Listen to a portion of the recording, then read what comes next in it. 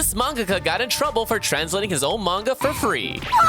Shiita Nakayama, the mangaka for Horizons and also a pretty decent singer, was having some trouble selling his manga. You see, his publisher, Young King Bull, told him that if Volume 1 doesn't sell, then Volume 2 won't get published and he'll have to drop the manga. This is a common problem for a lot of mangakas, but to him, this would be especially devastating since he already planned to end Horizons in 3 volumes. He wants to tell his story completely, but the Japanese audiences are more interested in the next fantasy or isekai slop, so he decided to try to reach out to a more global audience. So he personally translated Chapter 1 in English or Spanish and self-published it on Manga Dex. But on February 24, 2026, Young King Bull forced Akiyama-san to take down the chapter and to publicly apologize for it. You see, Young King Bull allowed Akiyama to platform his manga in their magazine, and because of that, they own the copyright of that manga and any distribution rights. But despite that setback, he's very active on Twitter, replying to almost every tweet, even the ones trying to rage bait him, and overall, he just seems like a wholesome guy who just wants people to read his manga, even if they pirate it. However,